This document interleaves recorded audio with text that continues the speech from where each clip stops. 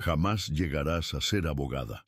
Las palabras cortaron el elegante salón de recepción como una navaja, silenciando conversaciones y girando cabezas hacia la fuente de tan cruel declaración. Ricardo Salazar, CEO de Industrias Salazar, se alzaba con una copa de champán cristalino en su mano perfectamente cuidada, su traje italiano a medida reflejando la luz dorada de la araña de cristal. Sus ojos oscuros brillaban con diversión mientras se fijaban en la pequeña figura ante él, una joven de 17 años cuyo vestido gastado lucía dolorosamente fuera de lugar entre los trajes de diseñador y las joyas costosas que la rodeaban. Lucía Torres sintió sus mejillas arder de humillación mientras decenas de ojos se enfocaron en ella. La recepción de becas en el prestigioso Hotel Emperador había sido su primer vistazo al mundo de la élite madrileña, y ahora deseaba que el suelo de mármol se la tragara por completo. El vestido de su madre María, cuidadosamente remendado, la única vestimenta formal que poseían, de repente se sentía como un disfraz en este palacio de riqueza y privilegio. Yo solo dije que quería estudiar Derecho, balbuceó Lucía, su voz apenas por encima de un susurro. Sus manos temblaron mientras apretaba el certificado de beca que había parecido tan precioso momentos antes. El documento que representaba años de calificaciones perfectas, noches sin dormir estudiando a la luz de las velas cuando cortaban la electricidad, y los incontables sacrificios de su madre, ahora se sentía inútil bajo la mirada burlona de Ricardo. La risa de Ricardo resonó, rica y condescendiente. ¿Derecho? Mi querida niña, ¿tienes alguna idea de lo que se necesita para ejercer la abogacía en este país? Las conexiones, los recursos, la cuna, gesticuló despectivamente hacia su apariencia. Esto no es un cuento de hadas. La justicia pertenece a quienes pueden pagarla. Y viéndote a ti, dejó que sus palabras se desvanecieran, la implicación clara. La multitud de donantes acaudalados, políticos y socialites comenzó a murmurar entre sí. Algunos se rieron tras sus copas de champán, otros negaron con la cabeza con lástima. Lucía captó fragmentos de conversaciones susurradas. Pobrecita, sueños irrealistas, ya conoce su lugar. La doctora Elena Morales, directora de la Fundación de Becas, se adelantó con una sonrisa incómoda. Señor Salazar, quizás deberíamos... No, interrumpió Ricardo, levantando la mano. La niña necesita escuchar esto. Le estoy haciendo un favor al aplastar estos sueños imposibles ahora, antes de que desperdicie años persiguiendo algo que nunca logrará. Se volvió hacia Lucía, su expresión una mezcla de superioridad y falsa bondad. Escucha, niña, hay muchas carreras adecuadas para gente de tu origen, limpieza, servicio, tal vez trabajo de fábrica, labor honesta, pero derecho, negó con la cabeza dramáticamente. Jamás llegarás a ser abogada. Las palabras en español colgaron en el aire como una maldición. Jamás. Nunca llegarás a ser abogada. La garganta de Lucía se cerró, pero se negó a dejar caer lágrimas frente a esta gente. Había aprendido hacía mucho que llorar era un lujo que no podía permitirse. En cambio, alzó ligeramente la barbilla, encontrando la mirada de Ricardo con una dignidad silenciosa que pareció sorprenderlo por un momento. Gracias por su perspectiva, señor, dijo suavemente, su voz más firme de lo que se sentía. Pero creo que la justicia debería pertenecer a todos, no solo a quienes pueden comprarla. Los ojos de Ricardo destellaron con irritación ante su suave desafío. Tonterías idealistas. Pronto aprenderás cómo funciona el mundo real. Se volvió para dirigirse a la multitud, su voz resonando por todo el ornamentado salón de recepción. Damas y caballeros, esto es exactamente por qué estos programas de becas a menudo están mal dirigidos.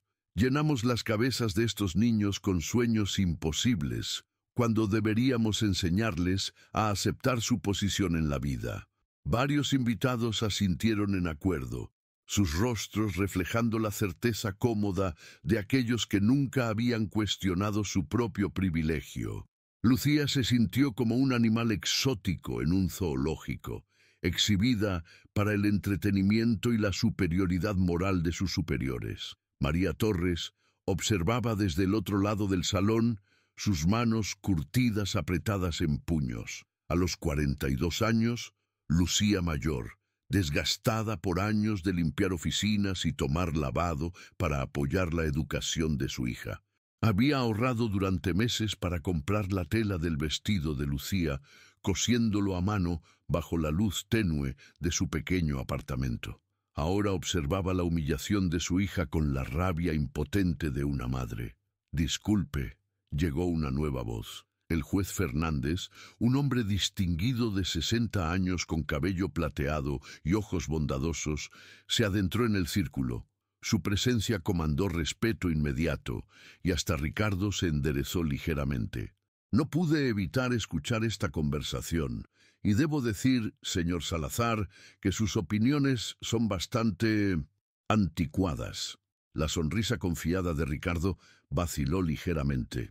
«Juez Fernández, por supuesto que respeto su opinión, pero seguramente debe estar de acuerdo en que la profesión legal requiere ciertos prerequisitos». «En efecto, los requiere», respondió el juez calmadamente. «Inteligencia, integridad, determinación y un genuino deseo de justicia. Todas cualidades que no pueden comprarse sin importar la cuenta bancaria de uno». Se volvió hacia Lucía con una sonrisa gentil. «Señorita, ¿qué área del derecho le interesa más?». El corazón de Lucía martilleó en su pecho. Este era el juez Fernández. Había leído sobre sus casos históricos en la biblioteca, su reputación de justicia y brillantez. «Defensa criminal, señor», logró decir. «Quiero ayudar a personas que no pueden permitirse una representación adecuada». El juez asintió con aprobación. «Un llamado noble. La ley necesita más defensores que entiendan las luchas de la gente común». Miró significativamente a Ricardo. «En mi experiencia, los abogados más efectivos a menudo vienen de orígenes humildes. Poseen algo que el dinero no puede comprar: empatía por aquellos que buscan justicia». La mandíbula de Ricardo se tensó. Ser corregido en público, especialmente por alguien de la estatura del juez Fernández, no era algo a lo que estuviera acostumbrado. «Con todo respeto, su señoría, las buenas intenciones no son suficientes. La niña necesitará conexiones, pasantías, recursos, todo lo cual puede ganarse a través del mérito y el trabajo duro», interrumpió firmemente el juez. «He visto a muchos jóvenes de trasfondos privilegiados fracasar espectacularmente en la facultad de Derecho, mientras aquellos con pasión genuina y determinación sobresalen más allá de todas las expectativas». La multitud había quedado en silencio, sintiendo la tensión entre los dos hombres poderosos. Lucía se encontró en el centro de lo que se sentía como una batalla por su futuro mismo, peleada con palabras y posicionamiento social en lugar de espadas y escudos. El juez Fernández metió la mano en su chaqueta y sacó una tarjeta de presentación que le entregó a Lucía. «Mi oficina siempre necesita internos dedicados. Cuando comience sus estudios legales, y no tengo duda de que lo hará, por favor contácteme». Lucía miró la tarjeta como si estuviera hecha de oro. «Gracias, señor. Yo no sé qué decir». «Diga que demostrará que el señor Salazar está equivocado», respondió el juez con una ligera sonrisa. El rostro de Ricardo se había oscurecido considerablemente. Ser contradicho públicamente era bastante malo, pero tener a un juez respetado esencialmente patrocinando los sueños de esta niña era intolerable. «Su señoría, aunque admiro sus inclinaciones caritativas, mantengo mi posición. Esta niña descubrirá pronto que las buenas intenciones no son rival para las realidades de nuestra sociedad». «Quizás», respondió diplomáticamente el juez Fernández, «pero he aprendido a nunca subestimar el poder de la determinación, combinada con inteligencia genuina. El tiempo dirá cuál de nosotros está correcto. Mientras el juez se alejaba para hablar con otros invitados, Ricardo fijó a Lucía con una mirada fría. Disfruta tu momento bajo los reflectores, niña, pero recuerda lo que te he dicho esta noche. En 5 años, 10 años, cuando estés fregando pisos o sirviendo café, recuerda que traté de salvarte de esta decepción. Lucía encontró su mirada firmemente. Algo había cambiado dentro de ella durante esta confrontación. La humillación seguía ahí, ardiendo en su pecho, pero se estaba transformando en algo más, una determinación feroz e inquebrantable. Lo recordaré, señor, dijo silenciosamente. Recordaré cada palabra. Ricardo sonrió fríamente y se alejó, descartándola tan completamente como si hubiera dejado de existir. La multitud gradualmente se dispersó, regresando a sus conversaciones sobre política, negocios y chismes sociales. El momento de drama había pasado, y Lucía se encontró sola en el centro del ornamentado salón. Aún sosteniendo la tarjeta de presentación del juez Fernández, María Torres se acercó a su hija, sus ojos brillantes con lágrimas no derramadas. «Mija, estoy tan orgullosa de cómo manejaste eso. Ese hombre no tiene derecho a hablarte de esa manera». «Está bien, mamá», susurró Lucía, finalmente permitiendo que su compostura se agrietara ligeramente. «Solo me mostró contra qué estoy luchando». Recogieron sus abrigos simples y se prepararon para dejar el hotel, saliendo de vuelta a la fresca noche madrileña. La recepción de becas había sido pensada para celebrar el logro académico y la promesa, pero para Lucía se había convertido en algo completamente diferente, una declaración de guerra entre sus sueños y una sociedad determinada a aplastarlos. Mientras caminaban hacia la estación del metro, pasando bajo el cálido resplandor de las farolas, Lucía hizo un voto silencioso. Se convertiría en abogada, no a pesar de las crueles palabras de Ricardo Salazar, sino por causa de ellas. Demostraría que la justicia pertenecía a todos, que la determinación podía superar al privilegio y que a veces el arma más poderosa contra la arrogancia era simplemente negarse a rendirse. La tarjeta de presentación en su bolsillo se sentía como un talismán, una promesa de posibilidades que ninguna cantidad de riqueza o posición social podía quitarle. Ricardo Salazar había intentado aplastar sus sueños, pero en cambio los había forjado en algo inquebrantable. 5 cuadras más allá, en el asiento trasero de su sedán de lujo, Ricardo ya había olvidado el nombre de la niña. Para él, era solo otra niña idealista que pronto aprendería su lugar en el orden natural del mundo. Tenía asuntos más importantes que considerar: la Junta Directiva de Industrias Salazar la próxima semana, los nuevos contratos con ministerios del gobierno, la delicada red de favores y obligaciones que mantenía su imperio funcionando suavemente. No tenía manera de saber que en unos pocos años, la misma niña que había humillado esta noche se alzaría ante él nuevamente en un lugar donde el dinero y las conexiones no significaban nada comparado con la verdad y la ley. Pero esa confrontación yacía en el futuro. Esta noche, Lucía Torres era solo una niña de 17 años con sueños imposibles y el amor de una madre para sostenerla. Mañana comenzaría el largo y difícil viaje para demostrar que a veces lo imposible era simplemente otra palabra para inevitable. 3 años después, las palabras de Ricardo Salazar aún resonaban en los oídos de Lucía como un eco persistente cada mañana cuando se despertaba a las 5 de la madrugada. El pequeño apartamento en el barrio de Vallecas permanecía a oscuras, mientras ella se vestía silenciosamente, cuidando de no despertar a su madre, que había llegado apenas 3 horas antes de su turno nocturno, limpiando oficinas en el distrito financiero. La universidad había resultado ser exactamente lo que Ricardo predijo: un campo de batalla donde el dinero y las conexiones determinaban quién sobrevivía y quién se hundía.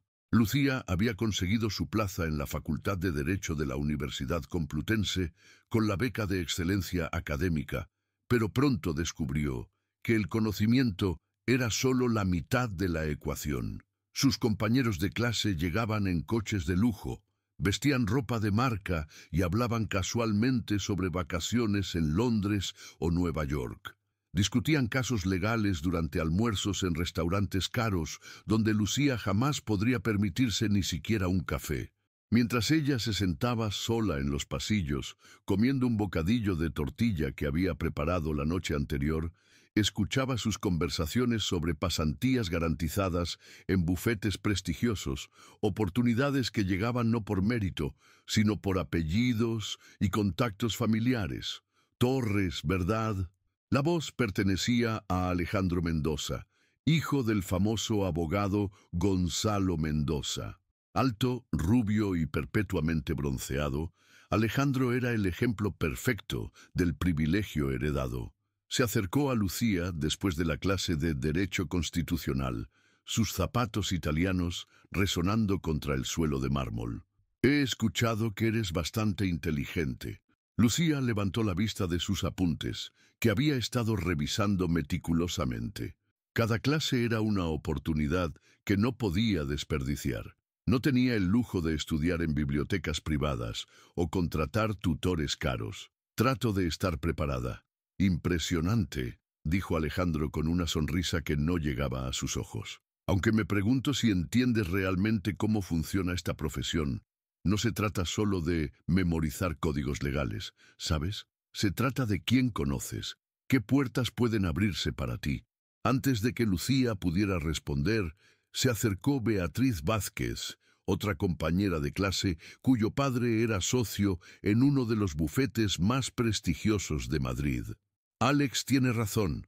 Ayer almorcé con mi padre y me contó sobre las nuevas contrataciones. Solo consideran candidatos de ciertas universidades privadas o con conexiones familiares adecuadas. Es una lástima, realmente, añadió Alejandro, fingiendo compasión. Estoy seguro de que eres una estudiante dedicada, pero este mundo requiere más que solo buenas calificaciones. Requiere breeding, como diría mi abuelo. Lucía sintió el familiar ardor de la humillación subiendo por su garganta, pero lo tragó. Había aprendido a no responder a estas provocaciones directas. En cambio, cerró su cuaderno calmadamente y se levantó. Gracias por el consejo. Lo tendré en cuenta. Mientras se alejaba, escuchó la risa de Beatriz. Pobrecita.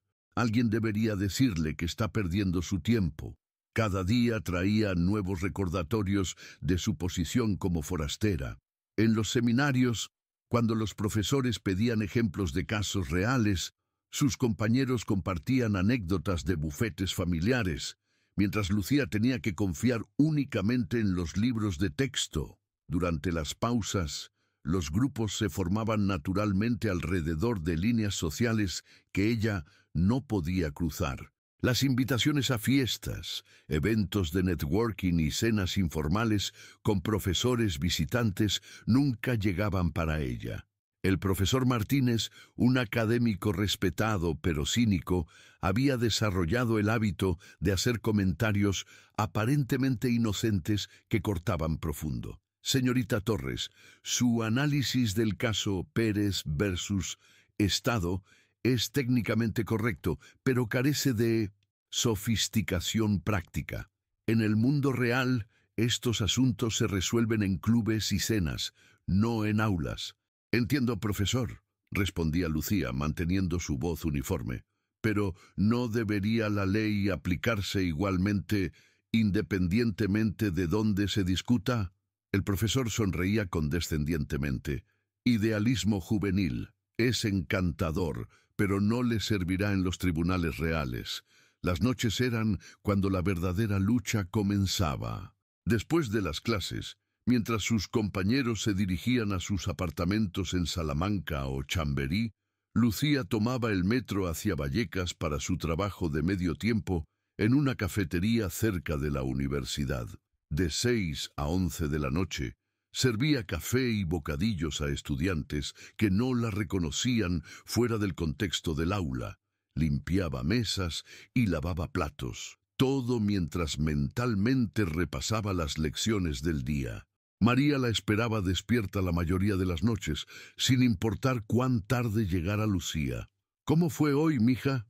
«Bien, mamá. Aprendí mucho». Lucía nunca compartía las humillaciones diarias, los comentarios despectivos, la sensación constante de estar nadando contra una corriente que amenazaba con arrastrarla.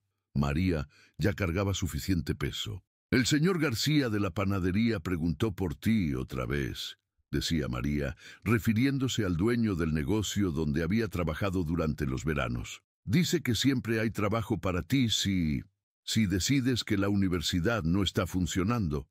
Era tentador. Cada día que pasaba, la montaña parecía volverse más empinada, la cima más inalcanzable. Sería fácil aceptar que Ricardo Salazar tenía razón, que algunas barreras simplemente no podían romperse con determinación sola. Pero entonces recordaba la tarjeta del juez Fernández, guardada cuidadosamente en su billetera, y las palabras que había pronunciado: «Tiempo dirá cuál de nosotros está correcto». El punto de quiebre llegó en su tercer año, durante un seminario sobre litigación avanzada. El profesor había anunciado que seleccionaría a 5 estudiantes para participar en un prestigioso concurso nacional de debate legal. Era exactamente el tipo de oportunidad que podría abrir puertas, el tipo de reconocimiento que podría nivelar el campo de juego. Lucía había preparado su presentación durante semanas, investigando cada precedente, anticipando cada contraargumento. El tema era defensa de derechos civiles, territorio que conocía no solo académicamente, sino visceralmente. Había vivido las injusticias que otros solo estudiaban en libros. El día de las presentaciones, Alejandro Mendoza fue el primero. Su argumento era sólido pero predecible, claramente influenciado por las conversaciones familiares más que por investigación personal. Beatriz siguió con una presentación técnicamente competente pero sin alma. Uno por uno, sus compañeros presentaron argumentos que sonaban como ecos de sus privilegios, correctos en papel, pero desconectados de la realidad que la ley pretendía servir. Cuando llegó el turno de Lucía, sintió el peso familiar de todas las miradas escépticas. «El caso que presento hoy», comenzó, su voz clara y firme, «no es solo una cuestión de precedente legal. Es sobre una familia en Leganés que perdió su hogar debido a un tecnicismo en un contrato de hipoteca que no entendían completamente. Es sobre un inmigrante en Lavapiés arrestado por un delito que no cometió porque no podía permitirse un traductor adecuado. Es sobre justicia real para personas reales». Mientras hablaba, algo cambió en el aula. La energía se volvió diferente, más intensa. Lucía no estaba recitando teorías aprendidas de memoria. Estaba hablando desde un lugar de conocimiento profundo, pintando cuadros de injusticia que resonaban con una autenticidad que ninguna educación privilegiada podía proporcionar. «La ley sin compasión es simplemente opresión sistematizada», concluyó. «Y si no podemos usar nuestro conocimiento legal para proteger a aquellos que más lo necesitan, entonces estamos fallando en nuestro propósito más fundamental como abogados». El silencio que siguió era diferente al que había experimentado antes. No era el silencio del desprecio, sino de la sorpresa. Incluso el profesor Martínez parecía genuinamente impresionado, aunque luchaba por no demostrarlo abiertamente. «Interesante perspectiva, señorita Torres», dijo finalmente. «Aunque uno debe preguntarse si tal pasión emocional es apropiada en argumentación legal seria». Pero Lucía vio algo en sus ojos que no había visto antes: respeto, tal vez incluso un toque de miedo. Había demostrado algo que no podía enseñarse ni comprarse, una comprensión genuina de por qué la ley importaba más allá de las salas de juntas y los clubes privados. Esa tarde, los resultados fueron anunciados. Alejandro, Beatriz y otros 3 estudiantes de familias prominentes fueron seleccionados para el equipo. El nombre de Lucía no fue mencionado.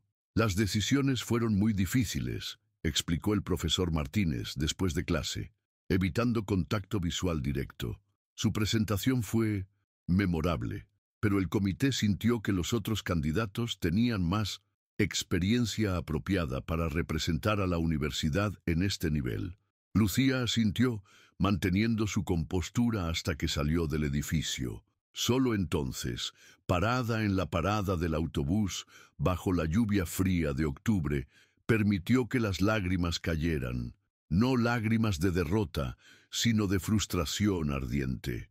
Era como si estuviera corriendo una carrera donde todos los demás comenzaban metros adelante y cada vez que se acercaba movían la línea de meta un poco más lejos. Esa noche encontró a su madre esperándola con una carta en la mano. «Llegó esto para ti hoy». El sobre llevaba el sello oficial del Poder Judicial. Con manos temblorosas, Lucía lo abrió y leyó.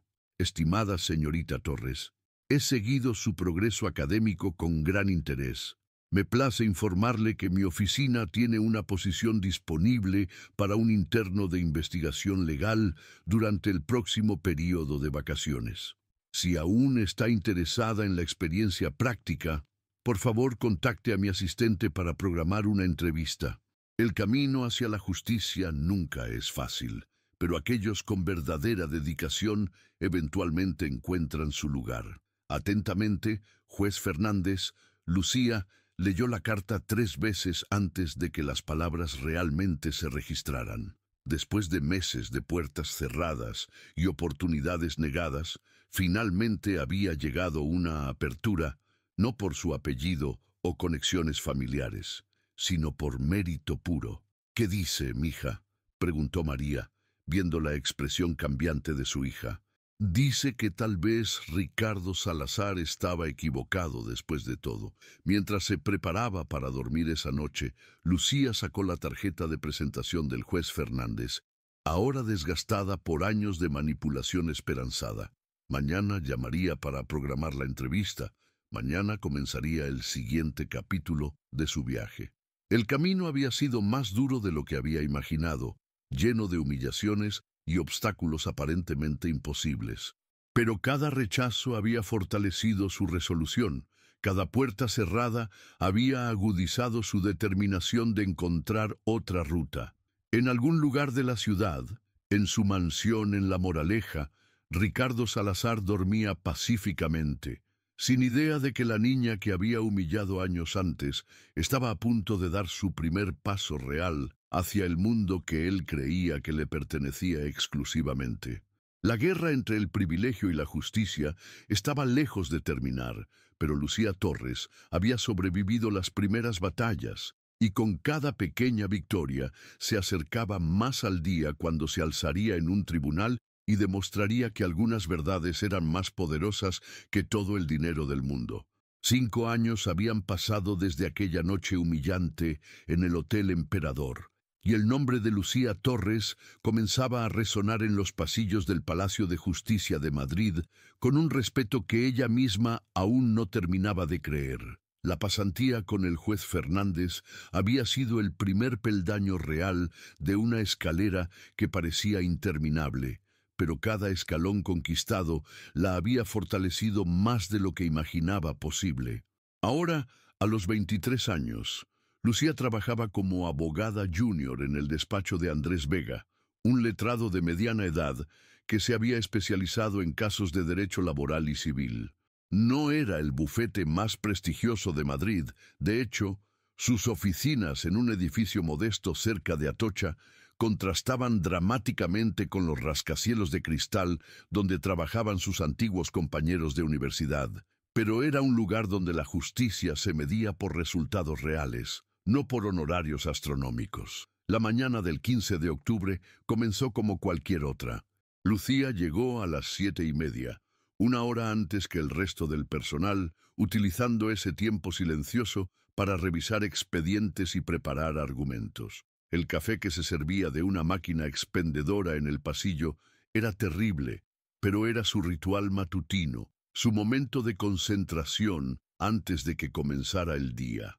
«Buenos días, Lucía», saludó Andrés al entrar a las 8:30, cargando su maletín gastado y una expresión preocupada que había aprendido a reconocer. «Tenemos un problema, o tal vez una oportunidad. Aún no estoy seguro». Andrés Vega era un hombre de 52 años con cabello gris, prematuramente encanecido por años de pelear casos difíciles contra adversarios con recursos ilimitados. Había empezado su carrera en uno de los grandes bufetes, pero había abandonado esa vida cuando se dio cuenta de que estaba defendiendo principalmente a corporaciones que dañaban a trabajadores y familias comunes. Lucía lo respetaba no solo por su habilidad legal, sino por su integridad, una cualidad rara en su profesión. «¿Qué tipo de problema?», preguntó Lucía, dejando su café a un lado y enfocando toda su atención en su mentor.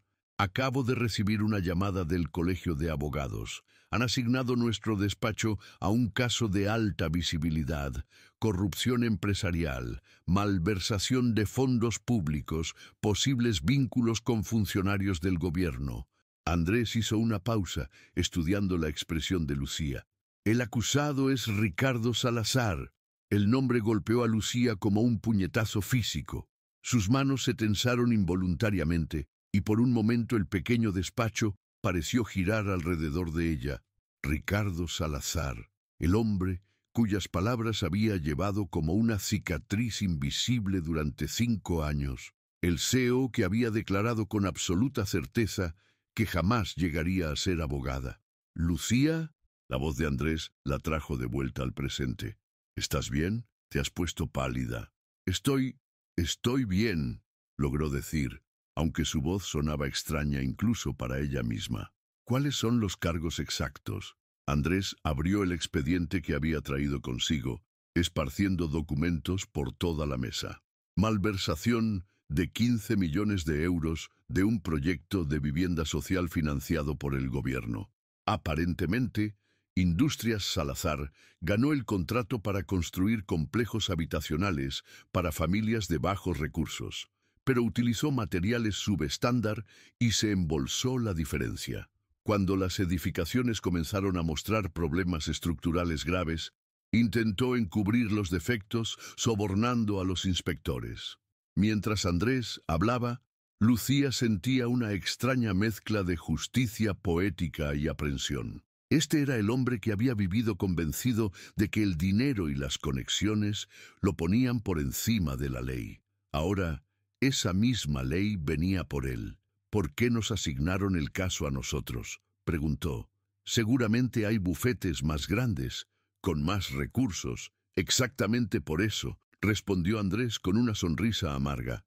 «Los grandes bufetes tienen conflictos de interés. Salazar ha hecho negocios con casi todos ellos en algún momento. Necesitaban un despacho limpio, sin conexiones previas con el acusado o sus empresas». Hizo una pausa. «Además, el juez que lleva el caso específicamente solicitó que consideraran despachos con historial en casos de justicia social». «¿Qué juez?». «Fernández». El nombre cayó entre ellos como una piedra en agua tranquila. El juez Fernández, el hombre que había creído en ella cuando nadie más lo hacía, que le había dado su primera oportunidad real. No podía ser coincidencia. «Lucía, hay algo más que debes saber», continuó Andrés, su voz más seria. «Salazar ya ha contratado a Mendoza y Asociados como su defensa. Gonzalo Mendoza en persona llevará el caso.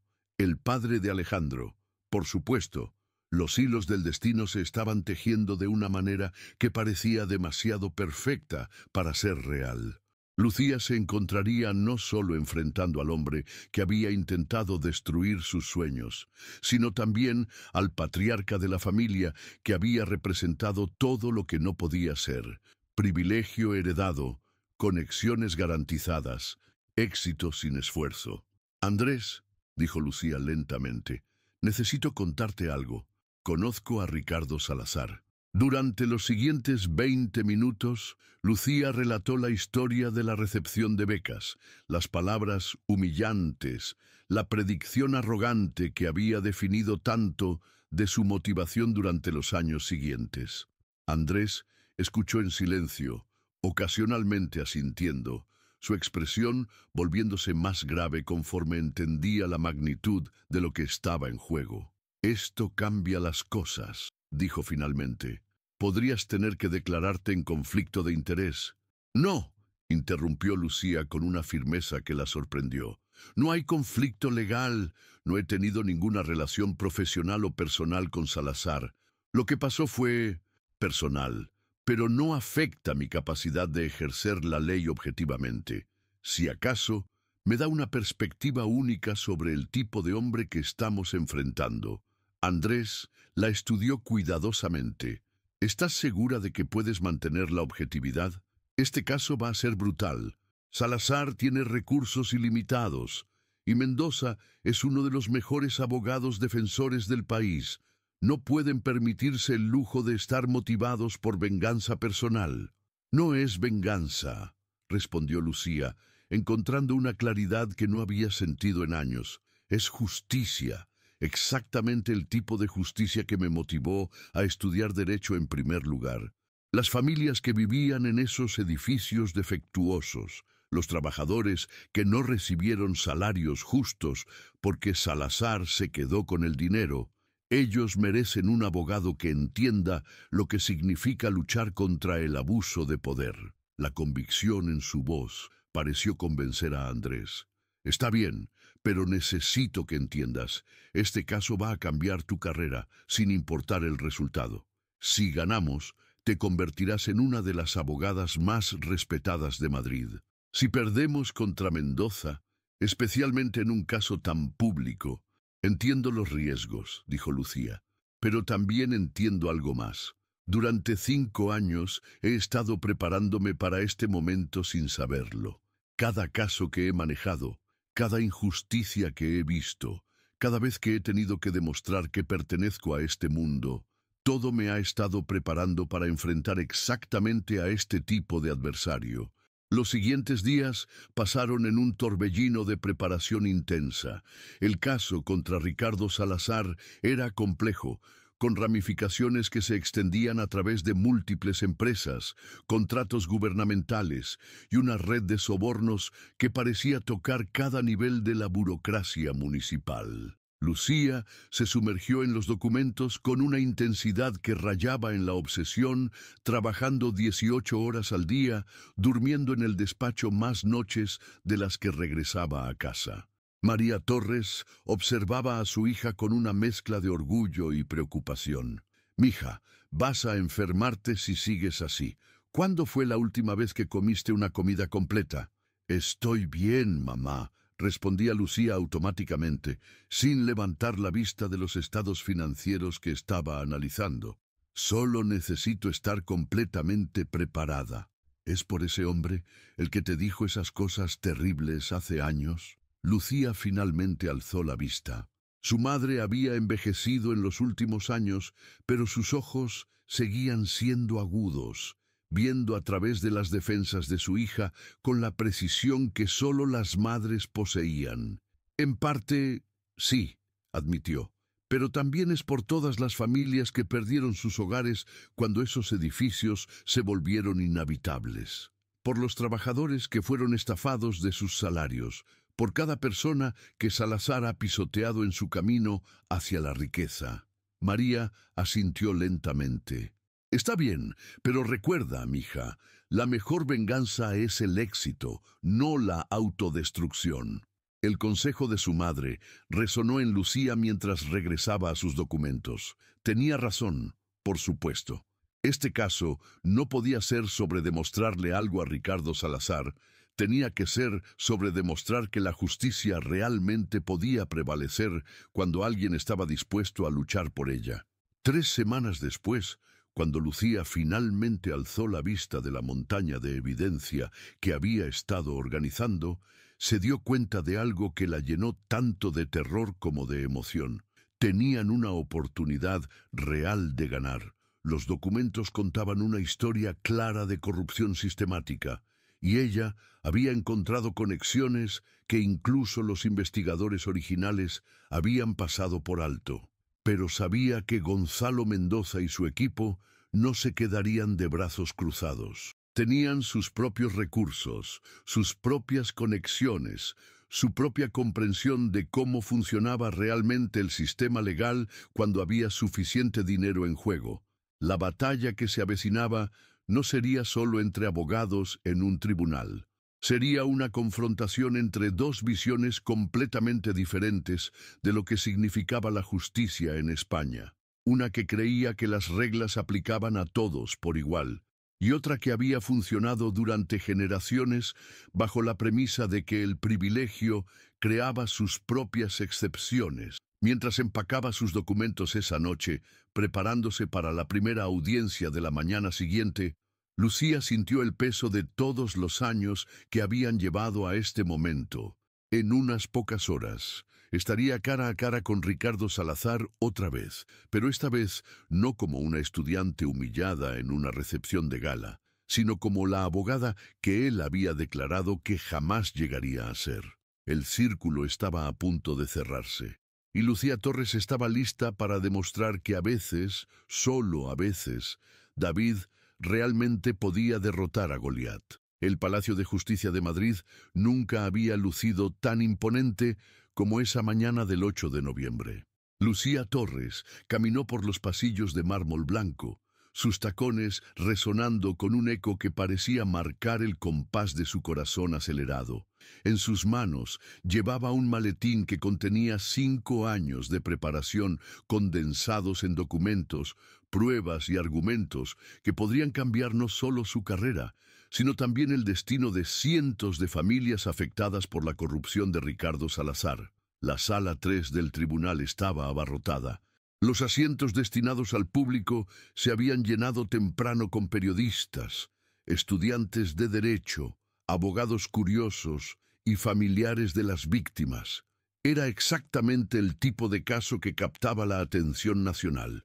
Un CEO millonario acusado de robar fondos destinados a vivienda social, enfrentando a una joven abogada que había surgido de la nada para desafiar al establishment legal de Madrid. Lucía tomó su lugar en la mesa de la acusación junto a Andrés Vega, quien había insistido en acompañarla, aunque oficialmente ella sería quien llevara el caso. Al otro lado del pasillo central, Gonzalo Mendoza ya estaba instalado con su equipo de 4 abogados senior, sus trajes impecables y maletines de cuero italiano, creando una imagen de poder y sofisticación que contrastaba marcadamente con la sencillez del dúo de la acusación.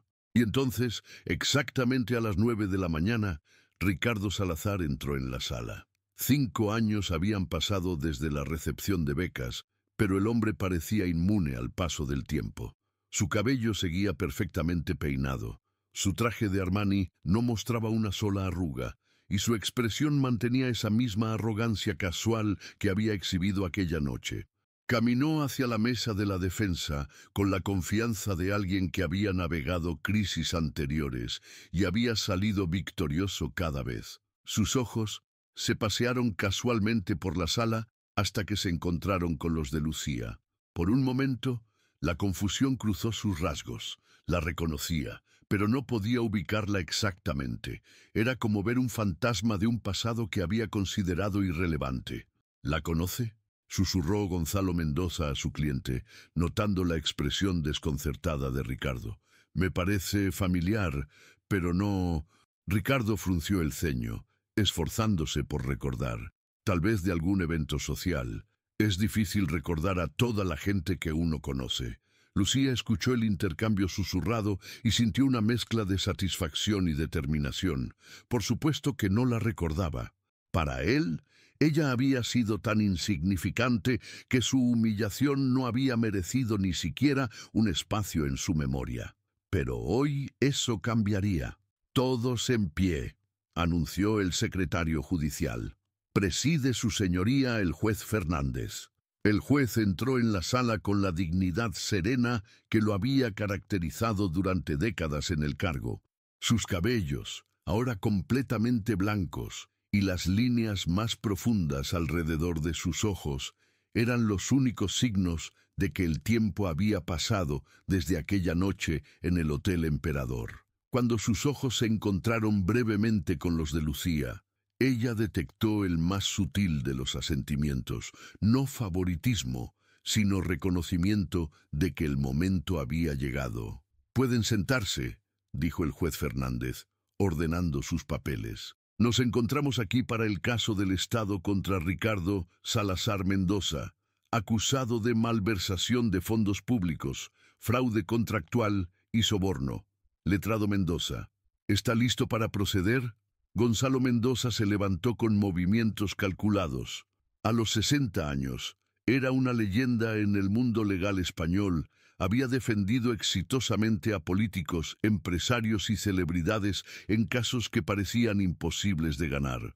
Su estrategia era conocida: desacreditar la evidencia, confundir a los testigos y crear suficiente duda razonable para que ningún jurado se atreviera a condenar. «Completamente listo, su señoría, y permítame expresar desde el inicio que mi cliente es completamente inocente de estos cargos, fabricados por individuos con motivaciones políticas y personales». «Letrada Torres», continuó el juez, ¿está lista la acusación?» Lucía se levantó, sintiendo el peso de todas las miradas en la sala.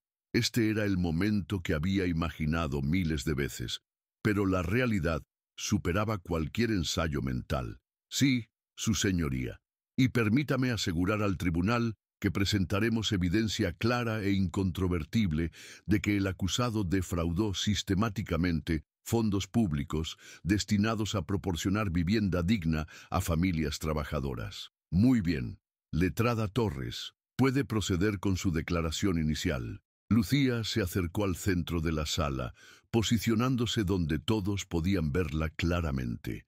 Durante un momento, el silencio se extendió mientras ella organizaba mentalmente los puntos que había preparado. Cuando finalmente habló, su voz era clara y firme, sin rastro del nerviosismo que había sentido momentos antes. «Su señoría, miembros del jurado, lo que verán hoy no es simplemente un caso de contabilidad creativa o errores empresariales. Es la historia de un hombre que consideró que su riqueza y posición lo ponían por encima de la ley, por encima de la responsabilidad moral y por encima del sufrimiento de familias enteras». Mientras hablaba, Lucía caminó lentamente frente al jurado, estableciendo contacto visual con cada miembro. Había aprendido durante sus años de práctica que la conexión humana era tan importante como la evidencia legal. En 2019, el gobierno municipal lanzó un proyecto ambicioso: construir viviendas asequibles para trabajadores de bajos ingresos, familias que habían sido desplazadas por la gentrificación, personas que solo pedían un hogar digno donde criar a sus hijos. El contrato se otorgó a Industrias Salazar por 50 millones de euros, basado en especificaciones técnicas estrictas y materiales de alta calidad. Lucía hizo una pausa, permitiendo que sus palabras se asentaran antes de continuar. Pero Ricardo Salazar vio algo diferente en este proyecto. No vio familias que necesitaban hogares. Vio una oportunidad de enriquecimiento personal. Sistemáticamente reemplazó materiales especificados por alternativas baratas. Donde las especificaciones requerían acero de alta resistencia, usó varillas subestándar. Donde se requería aislamiento térmico de calidad, instaló materiales que se degradarían en meses.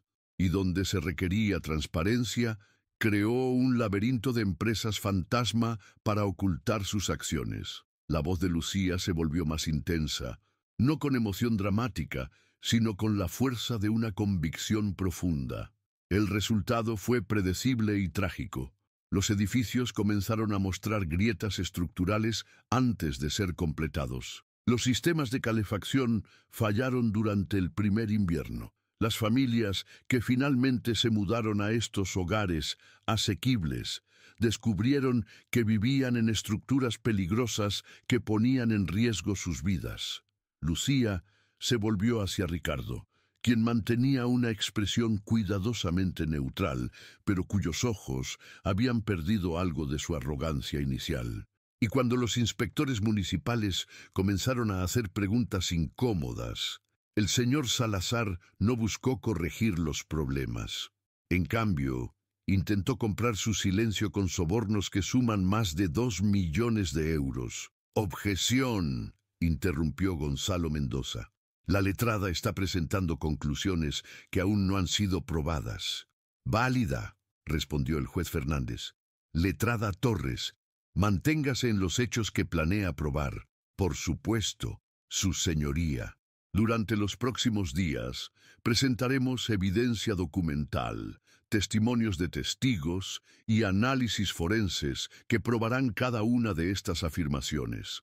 Demostraremos que Ricardo Salazar malversó más de 15 millones de euros de fondos públicos, poniendo en peligro la seguridad de cientos de familias en el proceso».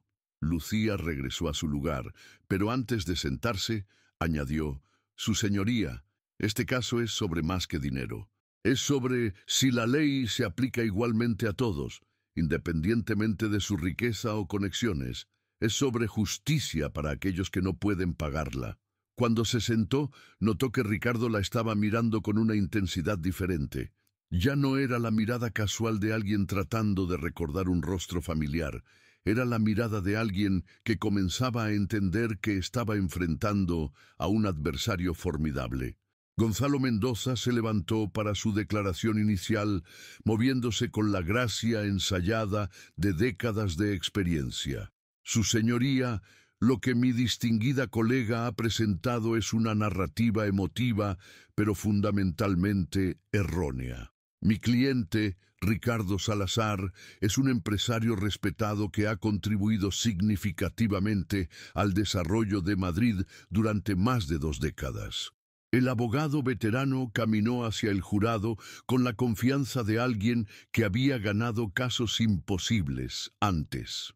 Los problemas en el proyecto de vivienda fueron el resultado de circunstancias imprevistas. Materiales defectuosos proporcionados por subcontratistas, condiciones climáticas adversas durante la construcción y cambios de última hora en las regulaciones municipales. Mi cliente actuó de buena fe en todo momento, y cuando surgieron problemas, tomó medidas inmediatas para remediarlos». Gonzalo hizo una pausa estratégica, permitiendo que su presencia dominara la sala. «En cuanto a las acusaciones de soborno, son completamente infundadas. Los pagos en cuestión fueron consultorías legítimas y bonos de rendimiento, prácticas estándar en la industria de la construcción. La acusación ha confundido transacciones comerciales normales con actividad criminal». El abogado se volvió hacia Lucía con una sonrisa que no era hostil, pero que claramente subestimaba a su oponente. «Mi joven colega es, sin duda, apasionada y bien intencionada, pero la pasión no sustituye a la evidencia, y las buenas intenciones no pueden transformar transacciones comerciales legítimas en conspiración criminal. Al final de este proceso, estoy confiado en que Ricardo Salazar será exonerado de todos los cargos». Cuando Gonzalo regresó a su asiento, intercambió una mirada de confianza con Ricardo. Era el tipo de apertura que había funcionado cientos de veces antes: sembrar duda, humanizar al acusado y posicionar a la acusación como inexperimentada y demasiado emotiva. Pero había subestimado fundamentalmente a su oponente. «La acusación puede llamar a su primer testigo», anunció el juez Fernández. «Llamamos a Carmen Ruiz, inspectora municipal de Obras Públicas». Una mujer de mediana edad se acercó al estrado, claramente nerviosa pero determinada. Lucía se levantó y se acercó, llevando en sus manos un folder con documentos cuidadosamente organizados. «Señora Ruiz, ¿puede describir su experiencia profesional?» «He trabajado como inspectora municipal durante 15 años. Mi trabajo es asegurar que las construcciones cumplan con los códigos de seguridad y las especificaciones contractuales». «¿Inspeccionó usted el proyecto de vivienda social de Industrias Salazar?» «Sí, múltiples veces entre 2019 y 2020. ¿Qué encontró durante esas inspecciones? Carmen Ruiz tomó una respiración profunda. Violaciones sistemáticas de las especificaciones. Los materiales utilizados no coincidían con los aprobados en los planos. La calidad del cemento era inferior a los estándares requeridos. Las instalaciones eléctricas no cumplían con los códigos de seguridad. Lucía presentó varios documentos a la testigo. ¿Reconoce estos reportes de inspección? Sí, son míos. Documentan cada violación que encontré. ¿Qué pasó cuando presentó estos reportes? Por primera vez, Carmen vaciló. Inicialmente, fueron ignorados. Cuando insistí, fui contactada por representantes de Industrias Salazar. ¿Qué tipo de contacto? Primero, me ofrecieron un trabajo mejor pagado en una empresa privada. Cuando rechacé, las ofertas se volvieron más directas. Lucía notó que Ricardo se había tensado en su asiento. ¿Puede ser más específica? Me ofrecieron 50.000 euros en efectivo para reconsiderar mis hallazgos. Cuando amenacé con reportar el intento de soborno, me dijeron que tenían información comprometedora sobre mi hermano, que había tenido problemas con drogas años antes. Un murmullo se extendió por la sala. Gonzalo Mendoza se levantó. Objeción, su señoría. Hearsay sin corroboración. Denegada, respondió el juez Fernández. Puede continuar. Letrada Torres. ¿Tiene usted evidencia de estos intentos de soborno? Carmen sacó un teléfono celular. Grabé algunas de las conversaciones. Mi hermano me había enseñado a hacer eso después de sus problemas legales. Lucía sintió una oleada de satisfacción. Este era el tipo de evidencia que podía cambiar completamente un caso. Su señoría, solicito que estas grabaciones sean admitidas como evidencia. Durante los siguientes 40 minutos, la sala escuchó en silencio las grabaciones donde representantes de Ricardo Salazar claramente ofrecían dinero y hacían amenazas veladas. La voz de Ricardo mismo aparecía en 2 de las grabaciones, dando instrucciones específicas sobre cómo manejar el problema de la inspectora. Cuando llegó el turno de Gonzalo Mendoza para el contrainterrogatorio, atacó agresivamente la credibilidad de Carmen Ruiz, sugiriendo que las grabaciones podrían haber sido editadas y que sus motivaciones eran sospechosas. Pero el daño estaba hecho. El jurado había escuchado la voz de Ricardo Salazar, ordenando explícitamente actos criminales. Conforme avanzaba el día, Lucía presentó testigo tras testigo. Contratistas que habían sido presionados para usar materiales baratos, trabajadores que habían sido amenazados si hablaban sobre las condiciones peligrosas, familiares de las víctimas que habían perdido sus hogares cuando los edificios fueron declarados inhabitables. Cada testimonio pintaba un cuadro más claro de corrupción sistemática, pero lo que realmente impactó a la sala fue el testimonio de María Fernández, una madre soltera cuya hija de 8 años había resultado herida cuando un pedazo de yeso cayó del techo de su apartamento. Pensé que finalmente habíamos encontrado un hogar, dijo María, las lágrimas corriendo por sus mejillas. El gobierno había prometido viviendas seguras y asequibles. En cambio, mi hija estuvo en el hospital durante 3 días con una conmoción cerebral. Lucía se acercó suavemente a la testigo. ¿Qué pasó después del accidente? Reporté el problema a la administración del edificio. Me dijeron que era un incidente aislado, que no había peligro. Una semana después, el apartamento de mi vecino se inundó cuando las tuberías se rompieron. Al mes siguiente, aparecieron grietas estructurales en el pasillo. ¿Recibió algún tipo de compensación o ayuda para reubicar a su familia? Nada. Nos dijeron que si no estábamos satisfechos, podríamos buscar vivienda en otra parte, como si tuviéramos opciones. Cuando María terminó su testimonio, el silencio en la sala era palpable. Incluso algunos miembros del jurado se habían emocionado visiblemente. Durante el contrainterrogatorio, Gonzalo Mendoza intentó minimizar la importancia del testimonio, sugiriendo que los problemas eran resultado de mantenimiento inadecuado por parte de los residentes, no de defectos de construcción. Pero su estrategia se volvió contra él cuando María respondió con una dignidad tranquila que contrastó marcadamente con la agresividad del abogado. Al final del primer día, mientras Lucía organizaba sus documentos para la sesión del día siguiente, notó que Ricardo la estaba observando desde la mesa de la defensa. Esta vez había algo diferente en su expresión, ya no confusión, sino un reconocimiento creciente y, tal vez, un toque de respeto reluctante. Cuando sus ojos se encontraron a través de la sala, Lucía mantuvo su mirada firmemente. Sin palabras, el mensaje era claro. La niña que había humillado 5 años antes había crecido para convertirse en exactamente lo que había declarado imposible, y el caso apenas había comenzado. El segundo día del juicio amaneció gris y lluvioso, como si el cielo de Madrid reflejara la tensión que se había acumulado en la sala 3 del Palacio de Justicia. Lucía llegó temprano, como era su costumbre, pero esta vez encontró a Ricardo Salazar ya esperando en los pasillos del tribunal, aparentemente perdido en sus pensamientos. Cuando la vio acercarse, algo en su expresión había cambiado desde el día anterior. La arrogancia casual había sido reemplazada por una intensidad calculadora, como si hubiera pasado la noche tratando de resolver un acertijo que finalmente comenzaba a tomar forma. «Disculpe, letrada Torres», dijo Ricardo, interceptándola antes de que pudiera entrar a la sala. «¿Podríamos hablar un momento?» Lucía se detuvo, estudiando al hombre que había definido tanto de su motivación durante los últimos 5 años. «Por supuesto, señor Salazar, aunque debo recordarle que cualquier comunicación debería incluir a su abogado. Esto es personal», respondió Ricardo, su voz más suave de lo que había esperado. «Sé que la conozco de algún lado.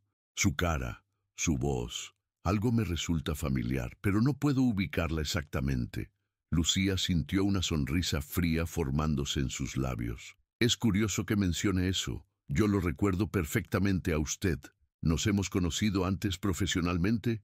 No recuerdo haber trabajado con su bufete». «No, señor Salazar, no profesionalmente». Lucía hizo una pausa, dejando que la tensión se construyera. «Nos conocimos en una recepción de becas en el Hotel Emperador hace 5 años. Yo tenía 17 años y acababa de recibir una beca de excelencia académica». Los ojos de Ricardo se agrandaron lentamente mientras los recuerdos comenzaron a regresar. La niña que quería estudiar Derecho. La misma niña a quien usted le dijo, y cito textualmente, «Jamás llegarás a ser abogada». La voz de Lucía era tranquila, pero cada palabra cortaba como un escalpelo. «La misma niña que usted humilló frente a una sala llena de personas, diciéndole que la justicia pertenecía solo a aquellos que podían pagarla». El color se drenó del rostro de Ricardo. Durante un momento que pareció eterno, se quedaron mirándose en el pasillo del tribunal, el silencio cargado con 5 años de determinación y consecuencias no previstas. «Dios mío», susurró Ricardo. Usted es esa niña». «Ya no soy una niña, señor Salazar. Soy la abogada que usted declaró que jamás llegaría a ser, y hoy, en este tribunal, voy a demostrarle exactamente lo que significa cuando la justicia realmente pertenece a todos». Ricardo retrocedió un paso, como si hubiera sido golpeado físicamente. Yo no quise. Fue solo una conversación casual». «¿Casual?»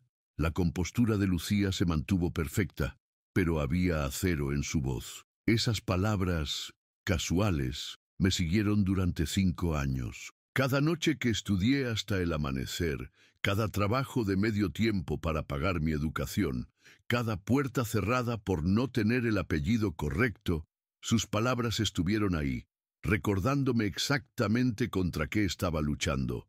Letrada Torres, yo». Ricardo comenzó, pero fue interrumpido por la llegada de Gonzalo Mendoza. «Ricardo, ¿qué estás haciendo?».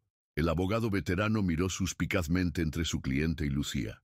«No deberías estar hablando con la acusación sin representación. Estábamos simplemente resolviendo un malentendido del pasado, dijo Lucía calmadamente. Pero creo que ahora está todo claro. Nos vemos en la sala, señores. Mientras se alejaba, escuchó a Gonzalo regañando a Ricardo en voz baja, pero las palabras se perdieron en el murmullo general del pasillo. Lo que importaba era que Ricardo ahora entendía exactamente contra quién estaba luchando y por qué. La sesión matutina comenzó con el testimonio del contador forense que había analizado los libros de Industrias Salazar.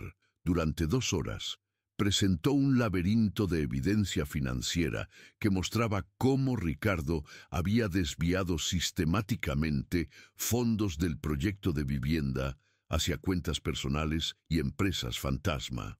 En total, concluyó el contador, nuestro análisis muestra que aproximadamente 15.3 millones de euros fueron malversados del proyecto original. Estos fondos fueron transferidos a través de una red de 17 empresas subsidiarias, eventualmente terminando en cuentas controladas directamente por el señor Salazar. Gonzalo Mendoza atacó agresivamente el testimonio durante el contrainterrogatorio, cuestionando la metodología del análisis y sugiriendo que las transferencias eran parte de operaciones comerciales legítimas. Pero la evidencia era demasiado clara, demasiado detallada para ser refutada efectivamente. Sin embargo, Lucía sabía que el momento decisivo no había llegado aún. Necesitaba algo más que números y documentos. Necesitaba demostrar la arrogancia fundamental que había motivado los crímenes de Ricardo. Y para eso tenía una estrategia que había estado planeando desde el momento en que aceptó el caso. La acusación llama a Ricardo Salazar al estrado. Un murmullo de sorpresa se extendió por la sala. Era arriesgado llamar al acusado como testigo, especialmente cuando tenía un abogado tan experimentado como Gonzalo Mendoza. Pero Lucía había estudiado a Ricardo durante 5 años y creía entender su psicología mejor que nadie en esa sala. Gonzalo se levantó inmediatamente. Objeción, su señoría. Mi cliente no está obligado a testificar contra sí mismo. Válida, respondió el juez Fernández. Señor Salazar, usted tiene derecho a no testificar. ¿Desea ejercer ese derecho? Ricardo miró a Lucía desde la mesa de la defensa, sus ojos mostrando una mezcla de rabia, respeto reluctante y algo que podría haber sido curiosidad. Gonzalo le susurró urgentemente al oído, claramente aconsejándole que rechazara testificar, pero Lucía había contado con el ego de Ricardo.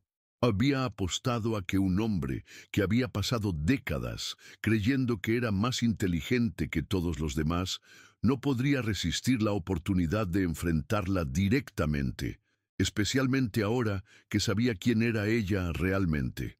Testificaré, anunció Ricardo, ignorando la expresión de horror en el rostro de Gonzalo. Mientras Ricardo se dirigía al estrado, Lucía sintió que todos los años de preparación se condensaban en este momento. Este era el enfrentamiento que había visualizado desde aquella noche humillante en el Hotel Emperador. Señor Salazar, comenzó Lucía, acercándose al estrado con pasos medidos. ¿Cuánto tiempo ha sido usted CEO de Industrias Salazar? 23 años, respondió Ricardo, su voz recuperando algo de su confianza habitual. Durante ese tiempo, ¿ha manejado usted múltiples contratos gubernamentales? Por supuesto. Somos una de las principales empresas de construcción en Madrid. ¿Y siempre ha cumplido con las especificaciones contractuales exactas? Ricardo vaciló por primera vez. Siempre hemos entregado proyectos que cumplen o exceden las expectativas. Esa no fue mi pregunta, señor Salazar. Le pregunté si siempre ha cumplido con las especificaciones contractuales exactas. Los contratos de construcción son documentos complejos. A veces se requieren ajustes durante la implementación. Ajustes como reemplazar acero de alta resistencia con materiales subestándar. Esos no fueron ajustes arbitrarios. Fueron decisiones técnicas basadas en las condiciones del sitio. Lucía presentó un documento al estrado. ¿Reconoce este memo interno de su empresa fechado el 15 de marzo de 2019. Ricardo examinó el documento y Lucía vio el momento exacto en que comprendió lo que estaba viendo. Esto parece ser un documento interno. Sí.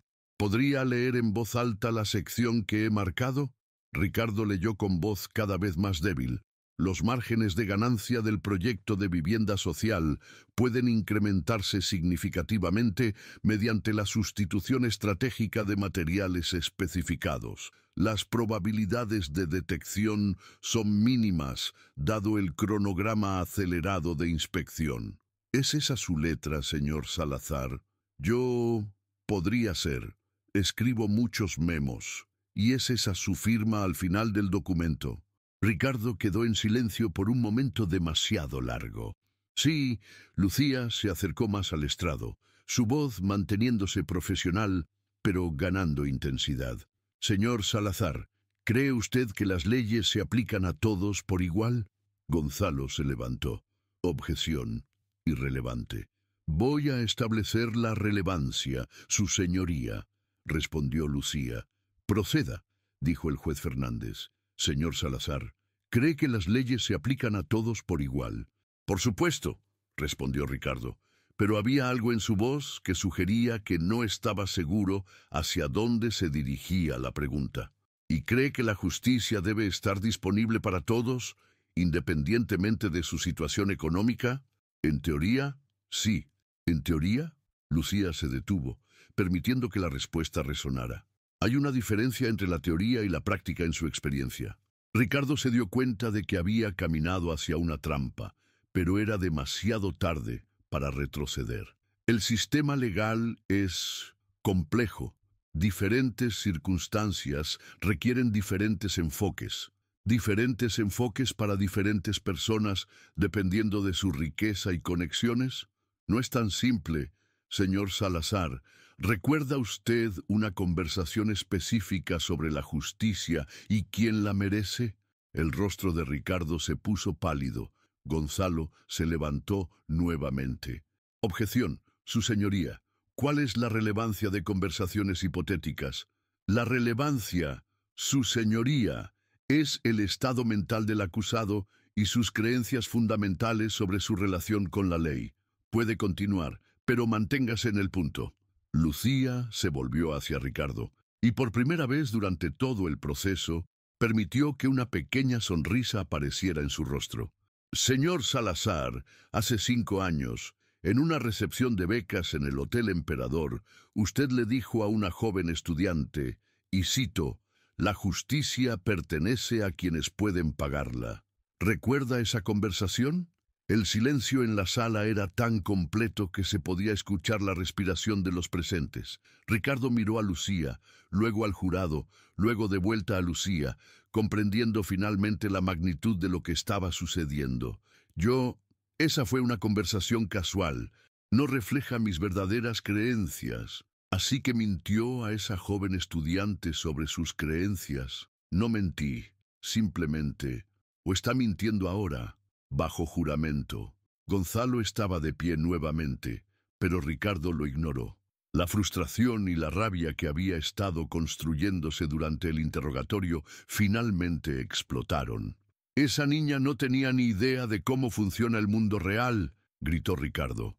Era una idealista que pensaba que podía cambiar el sistema con buenas intenciones.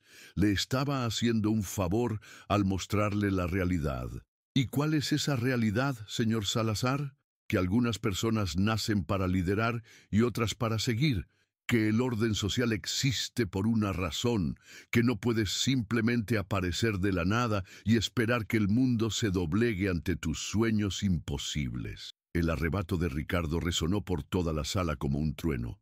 El jurado lo miraba con una mezcla de shock y disgusto, mientras que los periodistas en la galería pública garabateaban furiosamente en sus cuadernos. Lucía permaneció perfectamente tranquila, permitiendo que las palabras de Ricardo se hundieran en la conciencia de todos los presentes. Cuando finalmente habló, su voz era suave, pero se escuchaba claramente en todo el tribunal. «Señor Salazar, esa niña idealista con sueños imposibles, está ahora frente a usted como abogada, presentando evidencia de sus crímenes ante un tribunal de justicia.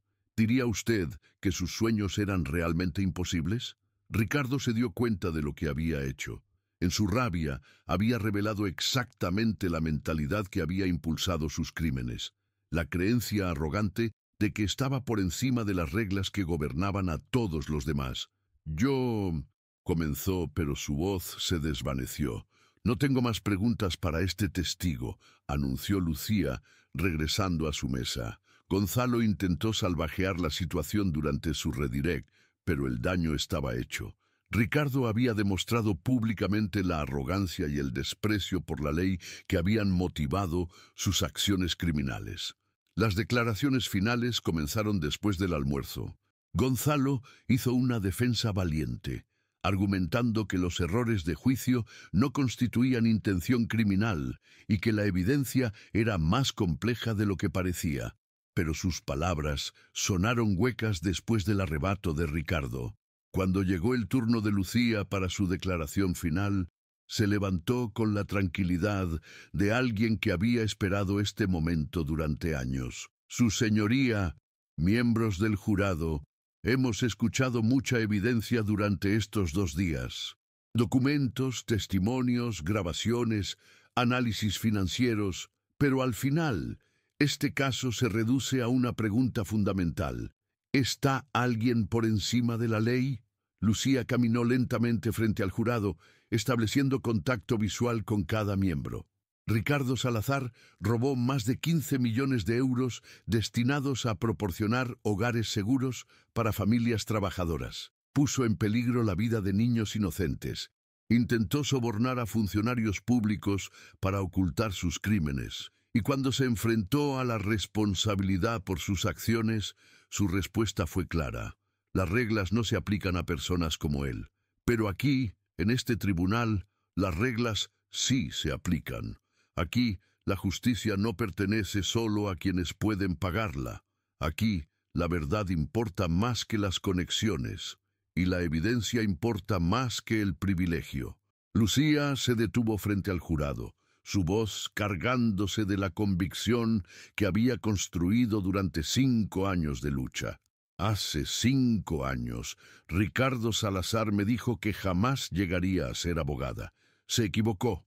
Hoy les pido que demuestren que también se equivocó sobre algo más fundamental, que la justicia pertenece a todos, no solo a aquellos que creen estar por encima de ella. Encuentren a Ricardo Salazar culpable, no por venganza, sino por justicia. No para demostrar un punto, sino para proteger a las próximas familias que confían en que sus líderes actuarán con integridad.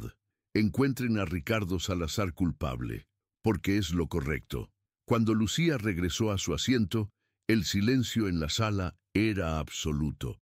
Incluso Ricardo parecía resignado, como si finalmente entendiera que la arrogancia que había definido su vida lo había llevado inevitablemente a este momento. El jurado se retiró para deliberar a las 4 de la tarde. Lucía esperó en el pasillo junto a Andrés, quien había observado todo el proceso con una mezcla de orgullo y asombro. En 30 años de práctica legal, dijo Andrés suavemente, nunca he visto a alguien hacer lo que acabas de hacer.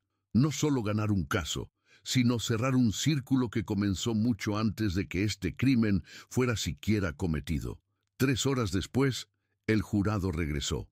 El capataz se levantó con un papel en sus manos temblorosas. En el caso del Estado contra Ricardo Salazar, en el cargo de malversación de fondos públicos, encontramos al acusado culpable. En el cargo de fraude contractual, encontramos al acusado culpable. En el cargo de soborno a funcionarios públicos, encontramos al acusado culpable. El martillo del juez Fernández resonó por toda la sala.